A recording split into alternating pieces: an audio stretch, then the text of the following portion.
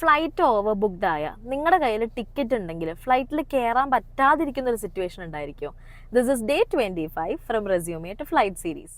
നിങ്ങളുടെ കയ്യിൽ വാലിഡ് ആയിട്ടുള്ള ടിക്കറ്റ് ഉണ്ട്, വെബ് ചെക്കിനും ചെയ്തിട്ടുണ്ട്, കറക്റ്റ് സമയത്ത് എയർപോർട്ടിൽ എത്തിയിട്ടുണ്ട്, എന്നിട്ട് നിങ്ങൾക്ക് ഫ്ലൈറ്റ് എടുക്കാൻ പറ്റാത്ത സിറ്റുവേഷൻ ഉണ്ടായിട്ടുണ്ടോ? വിശ്വസിക്കാൻ ബുദ്ധിമുട്ടാണെങ്കിലും ഇത് സംഭവിക്കാം. ചില സമയത്ത് ചില എയർലൈൻസ് നമ്മുടെ അവൈലബിൾ ആയിട്ടുള്ള പാസഞ്ചേഴ്സ് വരില്ല, അതായത് ചില പാസഞ്ചേഴ്സ് വരില്ല എന്നുള്ളൊരു കാൽക്കുലേഷനിൽ അവൈലബിൾ ആയിട്ടുള്ള ടിക്കറ്റ്സ് എടുത്ത് സെല്ല് ചെയ്യാറുണ്ട്. ഇതിനെയാണ് ഓവർ ബുക്കിംഗ് എന്ന് പറയുക. പക്ഷേ എല്ലാവരും വന്നാലോ? ചില ഘട്ടങ്ങളിൽ എയർലൈൻസ് പാസഞ്ചേഴ്സിൻ്റെ അടുത്ത് അടുത്ത ഫ്ലൈറ്റ് എടുക്കാമോ എന്ന് ചോദിക്കും.